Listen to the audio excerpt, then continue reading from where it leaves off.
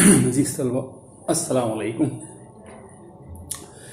कल हमने हिस्ट्री के सेकेंड यूनिट का पहला पार्ट पढ़े थे, नवाबादियत का मफहूम और उसके क्या नताइज निकले। आज हम मालूमात हासिल करेंगे कि यूरोपीय नवाबादियात कौन कौन से इलाकों में कायम की गई और क्यों कायम की गई। सबसे पहले अमेरिका में क्यों कायम की गई थी और कौन कौन सी नवाबादियत वहाँ पे कायम की गई थी, इसके बारे में मालूमात हासिल करते हैं। अमरीकी नवाबादी के मुताले के दौरान हमें इल्म होता है कि उस ज़माने में ताकतवर यूरोपीय मुल्कों ने इंतहाई कमज़ोर मुल्कों पर अपना इक़्तिदार कायम करके नवाबादियात को सियासी ग़ुलामी के गड्ढे में ढकेल दिया। यूरोपीय नवाबादकार मुहाजिरों ने मकामी अमरीकी बाशिंदों की ज़मीनें हथिया ली थी। वक्त आया तो उन्होंने इन मकामी अमरीकी बाशिंदों को कत्ल भी किया। मैक्सिको और पेरू जैसे ममालिक की मकामी हुकूमतें ख़त्म कर दी और उनके गले में ग़ुलामी का तौक डाल दिया। यूरोपी मुल्कों में नवाबादी कायम करने की दौड़ शुरू हो जाने के बाद पुर्तगाल और स्पेन ने इस सिमत पेश कदमी की। सोने के ज़खायर दस्तयाब हुए। अमरीका की ज़मीनों पर गन्ना और तंबाकू की काश्त करने के लिए स्पेनी लोग अफ्रीका से अपने साथ ग़ुलाम ले आए।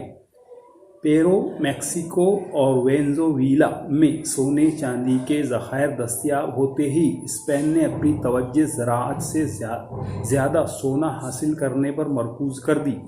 स्पेन ने जनूबी अमेरिका की पूरी साहिली पट्टी पर अपना इक़्तिदार कायम कर लिया। जनूबी साहिल पर फ्लोरिडा से लेकर कैलिफोर्निया तक के इलाके पर स्पेन का कब्ज़ा हो गया। स्पेनियों ने अमेरिका के रेड इंडियन और अफ्रीकी ग़ुलामों से खेती बाड़ी का काम लेना शुरू किया। खेती के साथ साथ कानों से हासिल होने वाली बेइंतहा मादनी दौलत उनके हाथ लगी।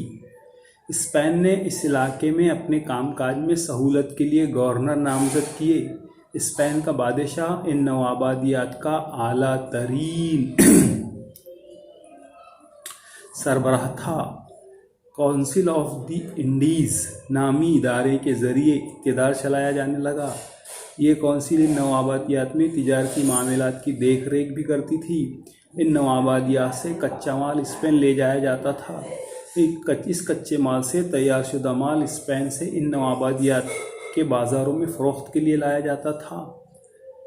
इन इलाकों में सोने और चांदी की तिजारत के ज़रिए बादशाह को बेइंतहा मुनाफा हासिल होता।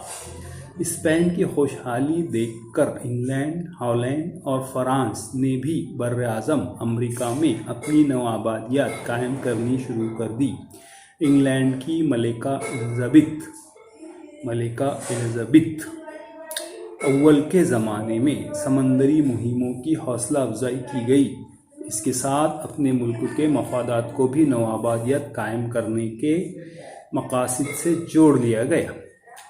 1496 में इंग्लैंड ने जॉन केंट को अमेरिका की सरजमीन पर नवाबादी कायम करने की इजाज़त दी। उसने शुमाली अमेरिका में इंग्लैंड के लिए राह हमवार की।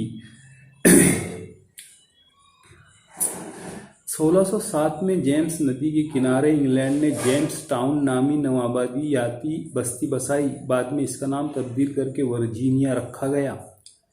आगे चलकर शुमाली अमेरिका के मशरिकी साहिली इलाके न्यू इंग्लैंड से लेकर कैलिफोर्निया तक अंग्रेज़ों की नवाबादियत कायम हो गई। इंग्लैंड ने अपनी नवाबादियत में शदीद नाकाबंदी यानी पाबंदियाँ की पॉलिसी अख्तियार की। इस नाकाबंदी के नतीजे में समंदरी नकल हमल से मुतालिक कानून साजी की गई। इस कानून के मुताबिक माल की नकल हमल के तमाम तर इख्तियारात इंग्लैंड की कंपनियों को हासिल हो गए। 1765 ईस्वी के कानून के मुताबिक इंग्लैंड ने तमाम अहम अशिया पर स्टैम्प ड्यूटी लाजिम कर दी। नतीजे में अशिया की कीमतों में इजाफा हो गया। स्टैम्प एक्ट के ज़रिए लादे गए टैक्स और अमेरिका में इंग्लैंड की नवाबादियात पर आयद की गई पाबंदियों के खिलाफ सबसे पहले वर्जीनिया और मैसाचुसेट्स की नवाबादियत ने एहतजाज किया। मैसाचुसेट्स के शहर बूस्टन में 5 मार्च 1770 ईस्वी को बरतानवी फौजियों की गोलीबारी में कुछ लोग मारे गए। इस वाक़ये की वजह से बूस्टन में अवाम की बेचैनी में इजाफा हो गया। 1773 ईस्वी में तमाम नवाबादियत ने अपनी खुद मुख्तारी का मुतालबा कर दिया। बरतानवी पार्लियामेंट ने अमरीकी नवाबादियत में चाय फरोख्त करने का ठेका ईस्ट इंडिया कंपनी को दे रखा था। अमरीकी नवाबादियत के बाशिंदे इंग्लैंड से मुसलसिल मुतालबा कर रहे थे कि वो इन नवाबादियात पर आयद पाबंदियों को रद्द करे और इन नवाबादियत को अपने मामलात बज़ात खुद चलाने की खुद मुख्तारी दे। इंग्लैंड ने जो ही इन मुतालबात से इनकार किया, इन नवाबादियत ने इंग्लैंड से आने वाले माल का बाइकाट कर दिया। 1773 में बूस्टन की बंदरगाह पर अपने एहतजाज के मुजाहरे के लिए मकामी लोगों ने इंग्लैंड से आने वाली चाय की पीटियाँ समंदर में फेंक दी। इस वाक़ये को बूस्टन टी पार्टी के नाम से जाना जाता है। इसी मौके की मुनासिबत से अमेरिका में बरतानवी नवाबादियाती काउंसिल की बुनियाद डाली गई। 1773 ईस्वी में फिलाडेल्फिया में नवाबादियात का इजलास मुनक़िद हुआ। इस इजलास में नवाबादियाती मुल्कों ने बरतानवी माल की दरामद की मुखालफत की और बरतानवी माल का इस्तेमाल न करने का फैसला किया। आगे चलकर इन अमरीकी नवाबादियात ने इंग्लैंड के खिलाफ ऐलान जंग कर दिया। अमेरिका में इंग्लैंड की 13 नवाबादियात ने मुत्तहदा तौर पर इंग्लैंड के इक़्तिदार से आज़ादी का ऐलान कर दिया। 4 जुलाई 1776 ईस्वी को आज़ादी का ऐलाननामा दस्तावेज़ात पर इत्तेफाक राय हो गया। ये दस्तावेज़ थॉमस जेफरसन ने तैयार की थी। थॉमस जेफरसन ने इस दस्तावेज़ में ये उसूल शामिल किया कि इंसान को ज़िंदगी जीने, आज़ादी और खुशी हासिल करने के 3 हुकूक पैदाइशी तौर पर हासिल हैं और इस हक को कोई उनसे नहीं छीन सकता। आज़ादी का ऐलानिया शाया हो जाने के बाद बरतानवी फ़ौज और इन 13 नवाबादियात के बाशिंदियों के दरमियान जंगें होती रहीं। आखिरकार मीराटोगा की जंग में बरतानवी फ़ौज को फैसला कुन हार का सामना करना पड़ा और फ्रांसीसियों ने भी इस जंग में नवाबादियों की मदद की। 1779 ईस्वी में स्पेन अमेरिका की जानिब से मैदान जंग में उतरा। नवाबादियत के सिपह सालार जॉर्ज वाशिंगटन ने अंग्रेज़ों को शिकस्त से फाश दी। अंग्रेज़ों के फौजी अफसर लॉर्ड कॉर्नवालिस ने हथियार डाल दिए। अमेरिका आज़ाद हो गया। अमेरिका ने दुनिया को ये दिखा दिया कि इंसान को हासिल कुदरती हुकूक देने से इनकार करने वाले हुक्मरानों के खिलाफ जंग करने का हक अवाम को हासिल होता है। राजा के बगैर मुल्क का उसूल अमेरिका की जानिब से दुनिया को दिया गया अहम तोहफ़ा है। अमेरिका के नज़दीक वाक़ कनाडा 1763 के पेरिस मुआहदे के मुताबिक अंग्रेज़ों को मिला। अंग्रेज़ों ने बाद में कनाडा को वफाकी हुकूमत का दर्जा दिया और इंग्लैंड की तर्ज पर कनाडा में भी 2 ऐवानों पर मुश्तमिल पार्लियामेंट तश्कील दी गई। अंग्रेज़ों ने कनाडा में शाही नुमाइंदा मुकर्रर कर दिया। अब है ऑस्ट्रेलिया और न्यूजीलैंड। 18वीं सदी में बर आज़म ऑस्ट्रेलिया में इंग्लैंड से दरबदर किए गए मुजरिमों की पहली नौआबादी कायम हुई। 19वीं सदी में ऑस्ट्रेलिया के दीगर आज़ाद इलाकों में भी नौआबादियत कायम हो गई। इसके अलावा जज़ीरा तस्मानिया और न्यूजीलैंड में भी नौआबादियत कायम हो गई। 1900 ईस्वी में जज़ीरा तस्मानिया को बरतानवी साम्राज्य में शामिल करके ऑस्ट्रेलिया में खुद मुख्तार जमहूरी हुकूमत कायम कर दी गई। ऑस्ट्रेलिया में भी इंग्लैंड की तर्ज पर ही 2 ऐवानी तर्ज पर मुश्तमिल पार्लियामेंट तश्कील दी गई। इंग्लैंड के राजा ने ऑस्ट्रेलिया के शाही नुमाइंदे के तौर पर गवर्नर जनरल को नामजद किया। ऑस्ट्रेलिया में सिर्फ यूरोपी शहरियों को ही महाजरीन के तौर पर जाने की इजाज़त हासिल थी। न्यूजीलैंड को बरतानवी साम्राज्य के तहत खुद मुख्तार मुल्क का दर्जा 1907 ईस्वी में हासिल हुआ। न्यूजीलैंड की नौआबादी ने जमहूरी तर्ज हुकूमत इख्तियार की। अवाम हक़ राय दही, सरकारी मिल्कियत की रेलवे, आग और हादसात का बीमा, बुज़ुर्गों के लिए वजीफ़ा, काम के दौरान मज़दूरों के ज़ख्मी होने या फौत हो जाने पर मुआवजा जैसे वो न्यूजीलैंड में 1900 ईस्वी से कबल ही राइज थे। अब बर-ए-आज़म एशिया में क्या हुआ? दीगर यूरोपी नवाबादकारों के हमले से अपनी नवाबादियत का तहफ़्फ़ुज़ करना और सरहदी इलाकों में तिजारत को फ़रोग़ देना अंग्रेज़ों के मकासद में शामिल था। म्यांमार भारत के शुमाली मशरिक़ी पड़ोस में वाक़ है। इसका पुराना नाम ब्रह्म देश था। म्यांमार की कुदरती दौलत और बाज़ारों की दस्तयाबी की वजह से अंग्रेज़ों ने इस मुल्क पर अपना कब्ज़ा जमाया। म्यांमार के हुक्मरानों ने 1760 ईस्वी तक म्यांमार को एक ही हुकूमत की मातहत लाने में कामयाबी हासिल की थी। उन्होंने 19वीं सदी में मणिपुर को शिकस्त देकर आसाम पर चढ़ाई कर दी थी। अंग्रेज़ों की नज़र में यह खतरे की घंटी थी। बाद में भारत के गवर्नर लॉर्ड एमेरिस्ट ने म्यांमार के खिलाफ ऐलान जंग कर दिया। ये जंग 2 साल तक चली। इसे पहली ब्रह्मी जंग कहा जाता है। इस जंग में अंग्रेज़ों के बहरी बेड़ों ने रंगून पर फतेह हासिल कर ली थी। इस फतेह के बाद अंग्रेज़ों और म्यांमार के हुक्मरानों के दरमियान एक मुआहदा तय पाया। इस मुआहदे के मुताबिक अंग्रेज़ों ने म्यांमार से मणिपुर दोबारा हासिल कर लिया। اس کے علاوہ میانمار کے ساحلی علاقے، اس علاقے کے جنگلات اور معدنی دولت پر انگریزوں کا قبضہ ہو گیا۔ فوجی نقصان کی بھرپائی کے طور پر انگریزوں نے میانمار سے خطیر رقم وصول کی۔ میانمار کی اس وقت کی راجدھانی ایوہا میں انگریز ریزیڈنٹ نامزد کیا گیا۔ دوسری برہمی جنگ لارڈ ڈلہوزی کے دور میں لڑی گئی۔ میانمار میں رہائش پذیر 2 انگریزوں کو میانمار انتظامیہ نے سزا سنائی۔ یہ واقعہ لارڈ ڈلہوزی کے لیے میانمار کے داخلی معاملات میں مداخلت کا بہانہ ثابت ہوا۔ لارڈ ڈلہوزی نے جارج لیمبرٹ نامی برطانوی افسر کی قیادت میں فوج بھیج کر میانمار کے خلاف جنگ کا اعلان کر دیا۔ برہمی فوج کو شکست حاصل ہوئی۔ رنگون، بیگو، پروم جیسے مقامات انگریزوں نے فتح کر لیے۔ پیگو کے علاوہ انگریزوں نے اپنے سامراجیہ میں ضم کر لیا۔ اس فتح کی وجہ سے ساحلی علاقوں میں انگریزوں کے تسلط میں اضافہ ہو گیا۔ میانمار کے خلاف اس جنگ میں انگریزی فوج میں بھارتی سپاہی بھی شامل تھے۔ اس جنگ کے اخراجات میں بوجھ بھی بھارتیوں پر ڈالا گیا۔ تیسری برہمی جنگ 1885 عیسوی کے پاس لڑی گئی۔ برہمی حکومت کے فرانس کے ساتھ بڑھتے ہوئے تعلقات سے اس جنگ کی وجوہات میں سے ایک تھے فرانسیسیوں نے ویتنام میں اپنے اثرات قائم کر لیے تھے۔ انگریزوں کو ممکنہ خطرے کا احساس ہو گیا۔ اس سے قبل میانمار کے راجا تھمبا نے اٹلی اور جرمنی دونوں ملکوں سے تجارتی معاہدے کرنے کی کوشش کی۔ اس میں فرانس کے ساتھ تجارتی معاہدہ کیا۔ اسی اثنا میں راجا تھمبا نے بامبے برما ٹریڈنگ کارپوریشن نامی برطانوی تجارتی ادارے پر جرمانے عائد کیا۔ لارڈ ڈفرن نے میانمار سے جنگ کرنے کے لیے فوج روانہ کر دی۔ اس جنگ میں انگریزوں نے منڈالے شہر فتح کر لیا۔ راجا تھمبا نے انگریزوں کے سامنے ہتھیار ڈال دیے اور یوں شمالی میانمار انگریزی سامراجیہ کا حصہ بن گیا۔ 1935 عیسوی کے قانون کے مطابق انگریزوں نے میانمار کو بھارت سے الگ کر دیا۔ بھارت کی جنگ آزادی سے تحریک حاصل کر کے جنوری 1948 میں میانمار بھی آزادی حاصل کرنے میں کامیاب ہو گیا۔ اس کے بعد نیپال میں کیا ہوا؟ نیپال ہمالیہ کے دامن میں بسا ہوا ایک چھوٹا سا ملک ہے۔ انگریزوں نے اپنے نمائندے نیپال بھیجے تھے لیکن انہیں خاطر خواہ پذیرائی حاصل نہیں ہوئی۔ یہی وجہ تھی کہ انگلینڈ اور نیپال کے درمیان 2 جنگیں لڑی گئی۔ نیپالی فوج 10 تا 12,000 سپاہیوں جبکہ انگریزی فوج 30,000 سے زیادہ فوجیوں پر مشتمل تھی۔ انگریزوں نے نیپال پر حملہ کر دیا۔ نیپالی فوج نے انگریزوں کی ناک میں دم کر دیا۔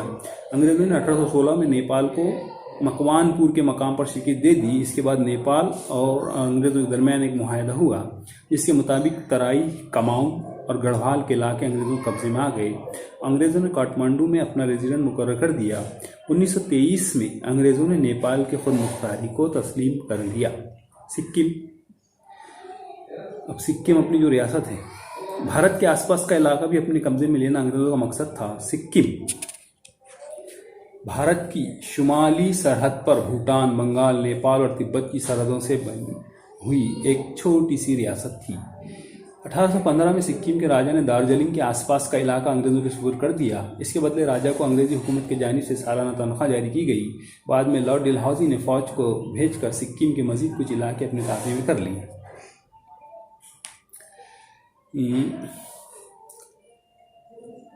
وجہ یہ تھی کہ سکم انگریزوں کے تاجروں کے لیے کھل گیا تھا، لہذا بھارت میں تبت تجارت میں ٹیکس وصول کرنے کا حق انگریزوں کو حاصل ہو گیا۔ 1886 میں تبتی لوگوں نے سکم پر قبضہ حاصل کرنے کی کوشش کی۔ یہ معلوم ہوتے ہی انگریزوں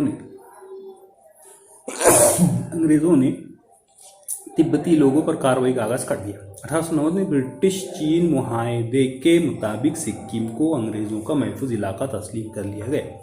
دارجلنگ کے مضافات میں چائے کے باغات کی حفاظت کرنا انگریزوں کے لیے نہایت ضروری تھا۔ سکم کو بفر زون بنا کر اس کے ماتحت انتظامیہ اور خارجی پالیسیاں انگریزوں نے اپنے اختیار میں لے لی، لیکن سکم کا درجہ صرف ایک آزاد ریاست کا ہی رہا۔ 1975 میں سکم کے عوام نے بھارت کے وفاق میں شامل ہونے کے لیے راہی دہی میں حصہ لیا، جس کے مطابق سکم کو بھارت کی وفاق ریاست کا درجہ حاصل ہو گیا۔ اس کے بعد بھوٹان بھارت کے شمالی سرحدی علاقے میں اور سکم کے شمال میں بھوٹان واقع ہے۔ اس علاقے کی جغرافیہ اور تجارتی اہمیت معلوم ہو جانے کے بعد وارن ہیسٹنگ نے بھوٹان کے ساتھ دوستانہ تعلقات قائم کیے۔ ان تعلقات کی وجہ سے بھارت سے تبت تک بھوٹان کے علاقے سے گزرنے والی تجارتی راہداری انگریزوں کے لیے کھل گئی۔ 1841 عیسوی میں ایشلے ایڈن نے بھوٹان کے خلاف جارحانہ رویہ اختیار کیا اور 1865 میں انگریزوں نے بھوٹان کے درمیان جنگ ہوئی۔ اس جنگ کے بعد طے ہونے والے معاہدے کے مطابق بھوٹان کے جیتے ہوئے علاقے انگریزوں کے حوالے کرنا پڑا اور اس کے بدلے میں انگریزوں کی جانب سے بھوٹان کے راجا کو سالانہ تنخواہ جاری کرنا طے ہوا۔ 1910 میں ہونے والے معاہدے کے مطابق بھوٹان کے راجا نے انگریزوں کو دفاعی اور خارجی پالیسی سازی کے اختیارات دیے۔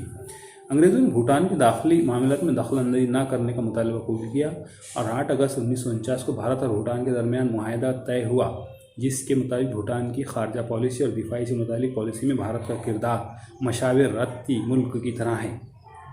اس کے بعد تبت کا علاقہ دلائی لاما کے زیر اثر تھا۔ روس کی پیش قدمی کو روکنے اور خود اپنی اقتدارات کو فروغ دینے کے لیے انگریزوں نے اپنی نظریں تبت پر گاڑ رکھی تھی۔ لارڈ کرزن کے زمانے میں انگریزی فوجیں تبت کی راجدھانی لہاسا تک پہنچ گئی۔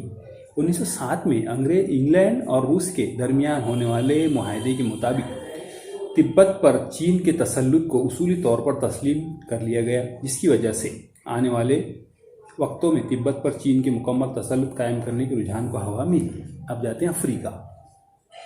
بر اعظم ایشیا کی طرح بر اعظم افریقہ میں بھی یورپی سیاح پہنچ گئے۔ گنجان جنگلات، وسیع و عریض جھیلیں، دلدل اور ریگستان سے مالا مال افریقہ کا خطہ یورپی لوگوں کے نامانوس تھا۔ بیلجیم کے راجہ لیوپولڈ اور دوم نے کانگو پر تسلط حاصل کر لیا تھا۔ اس نے 1876 عیسوی میں بروسلز میں ایک اجلاس منعقد کیا۔ اس اجلاس میں یورپ کے جغرافیہ داں اور محقق جمع ہوئے۔ اس اجلاس میں افریقہ میں تعلیم کے فروغ کے لیے international association for exploration and civilisation of central Africa نامی تنظیم کے قیام کی قرارداد پاس کی گئی۔ افریقہ میں اپنے لیے مختلف مواقع تلاش کرنے پر غور و فکر کرنے کے لیے یورپی ممالک نے 1884 میں برلن میں یورپی ممالک کا ایک اجلاس منعقد کیا۔ در حقیقت یہ اجلاس یورپی ممالک نے افریقی علاقوں کو پرامن طریقے سے آپس میں تقسیم کرنے کا طریقہ طے کرنے کے لیے بلوایا تھا۔ برلن میں منعقدہ اجلاس میں کانگو پر بیلجیم کے تسلط کو قائم کر لیا گیا اور اس علاقے کو کانگو فری اسٹیٹ کے طور پر شناخت دینے پر بھی اتفاق رائے ہو گیا۔ اس اجلاس میں یہ بھی طے پایا کہ اگر کوئی یورپی ملک اپنے زیر تسلط افریقی نو آبادی میں دستیاب انسانی اور قدرتی وسائل سے فائدہ اٹھانے کی طاقت نہ رکھتا ہو تو وہ اس علاقے کو کسی دوسرے طاقتور ملک کے حوالے کر دے۔ جارج ٹائمن گولڈی نے انگلینڈ میں یونائٹڈ افریقن کمپنی قائم کر رکھی تھی۔ انگلینڈ نے اس کمپنی کو نائجیریا میں تجارت کرنے کی اجازت دے دی۔ بعد میں انگریزی حکومت نے یہ کمپنی اپنے تابع میں لے لی اور یوں نائجیریا انگریزی حکومت کے زیر اقتدار نو آبادی بن گیا۔ جرمنی کے چانسلر بسمارک نے 1883 میں مغربی افریقہ میں ٹوگو لینڈ نامی پہلی نو آبادی قائم کی۔ اس کے بعد جرمنی نے کیمرون اور جنوبی مغربی افریقہ میں بھی اپنی نو آبادیت قائم کر لی۔ سینگال، گابیا اور کانگو شمالی علاقوں پر فرانس نے اپنا قبضہ جما لیا۔ 1883 میں فرانس نے آئیوری کوسٹ میں بھی اپنی نو آبادی قائم کر لی۔ اس کے بعد پرتگال کے قبضے والے علاقے داہو میں بھی فرانس نے اپنی تابع کر لیا۔ 1914 تک فرانس نے شمالی مغربی افریقہ کا سہارا ریگستان سے لے کر مغرب میں آئیوری کوسٹ تک نیز فرینچ گنی کے علاقے میں بھی اپنا تسلط قائم کر لیا۔ مشرقی افریقہ میں کیپ کالونی اور ناٹال کی نو آبادیات انگلینڈ کے تابع میں اور موزمبیق اسپین کے قبضے میں تھے۔ انگلینڈ، فرانس اور جرمنی کو افریقہ کے مشرقی علاقوں میں دلچسپی تھی۔ ان تینوں ملکوں نے مل کر آپس میں ایک دوسرے کے مفادات کے تحفظ کے لیے ایک معاہدہ کیا۔ اس معاہدے کے مطابق زنجیر کے سلطان کو زنجیار، پیمبا جزیرہ اور مشرقی افریقہ کی ساحلی پٹی دینے کی بات طے ہوئی۔ جزیرہ مدغاسکر فرانس کو، افریقہ کی ساحلی پٹی کا شمالی حصہ انگلینڈ کو، نیز جنوبی حصہ جرمنی کے سپرد کرنا بھی طے کیا گیا۔ 1897 میں جرمنی نے جرمن ایسٹ افریقہ کمپنی سے مشرقی افریقہ کے علاقے خود اپنے لیے حاصل کر لیے۔ انگلینڈ نے زنجیار، پیمبا جزیرہ اور نیا سالینڈ کو برطانوی علاقے ظاہر کیے۔ انگلینڈ کے زیر اقتدار علاقے برٹش ایسٹ انڈیا افریقہ کے نام سے پہچانے جانے لگے۔ شمالی افریقہ میں موروکو یعنی مراکش، الجیریا، تیونس، تریپولی یعنی لیبیا اور مصر کے علاقے واقع ہیں۔ فرانس نے 1830 میں الجیریا پر اپنا قبضہ جما لیا۔ تیونس پر اٹلی، فرانس اور انگلینڈ کی نظریں تھیں۔ اس رساکشی میں فرانس نے بازی مارتے ہوئے ترکی کے سلطان سے تیونس فتح کر لیا۔ بعد میں فرانس نے موروکو پر بھی قبضہ کر لیا۔ اٹلی نے تریپورا اور سائریا نیکا فتح کر لیے۔ مصر کی سرزمین میں انگلینڈ اور فرانس دونوں ملکوں کو دلچسپی تھی۔ انگریزوں نے اسکندریہ سے قاہرہ تک ریلوے لائن تعمیر کی۔ میڈیٹیرینین سمندر اور بحر احمر کو ملانے کے لیے فرانسیسی افسر فردینانڈ ڈی لیپس کی نگرانی میں نہر سوئز کھودی گئی۔ شروعات میں اس کے سارے اخراجات مصر برداشت کر رہا تھا۔ نہر سوئز کے اخراجات میں اتنا اضافہ ہو گیا کہ مصر کو اس کی تکمیل کے لیے قرض لینے پڑے۔ اس قرض کا سود بھی ادا نہ کر پانے کی وجہ سے نہر سوئز بنانے والی کمپنی کے حصص یعنی شیئر فروخت کے لیے نکال دیے گئے۔ ان شیئرز کا کچھ حصہ انگلینڈ نے خرید لیا، جس کی وجہ سے نہر سوئز پر انگلینڈ کا تسلط قائم ہو گیا۔ 1922 میں مصر آزاد ہو گیا۔ سوڈان مصر کے جنوب میں مصر کا حلقہ بردار تھا۔ مصر پر تسلط قائم ہونے کی بنیاد پر انگلینڈ نے سوڈان پر بھی اپنا حق جتانا شروع کر دیا۔ سوڈان کے مقامی حکمرانوں نے اس کی مخالفت کی۔ بغیر کسی رکاوٹ کے اپنی فوج کو سوڈان میں داخل کرنے کی نیت سے انگلینڈ نے یوگانڈا سے سوڈان تک ریلوے لائن تعمیر کرنی شروع کی۔ دریائے نیل کا مصر کا خطۂ حیات لائف لائن کہا جاتا ہے۔ دریائے نیل کو مصر کا لائف لائن کہا جاتا ہے۔ دریائے نیل کا منبع سوڈان میں ہونے کی وجہ سے انگلینڈ کے نقطۂ نظر سے سوڈان پر بھی قبضہ کرنا نہایت اہم تھا۔ سوڈان پر انگلینڈ کے حق کو فرانس نے تسلیم کر لیا اور اس کے بدلے فرانس نے مغربی افریقہ میں خود اپنے لیے بہت سی سہولیات حاصل کر لی۔ مقامی عوام کی مخالفت کی پرواہ نہ کرتے ہوئے اسلحہ اور گولہ بارود کے بل پر انگلینڈ نے سوڈان پر اپنا قبضہ کر لیا۔ افریقہ کے جنوبی حصے میں کیپ کالونی اور ننال کے علاقے انگلینڈ کے زیر تسلط تھے۔ آرنیج فری اسٹیٹ اور ٹرانسوال کے علاقوں پر ہالینڈ کے ڈچ لوگوں کا قبضہ تھا۔ جوہانسبرگ میں سونے کی کانیں دریافت ہونے کی وجہ سے یورپی ملکوں کی دلچسپی اس علاقے میں بہت بڑھ گئی۔ 1909 تک جنوبی افریقہ میں اپنے زیر اقتدار نوآبادیات کا اتحاد کر کے انگلینڈ نے اسے یونین آف ساؤتھ افریقہ نام دیا۔ اسی زمانے میں پرتگال نے انگولا کے علاقوں پر اپنا تسلط قائم کر لیا۔ گئی کوسٹ کے کچھ جزیرے اور موروکو کا کچھ حصہ اسپین نے اپنے قبضے میں لے لیا۔ ہم نے اب تک یورپی نوآبادیات کا جائزہ لے لیا۔ اب اگلے یونٹ میں ہم یورپی نوآبادیات کے اثرات کے بارے میں معلومات حاصل کریں گے۔ تب تک کے لیے اللہ حافظ۔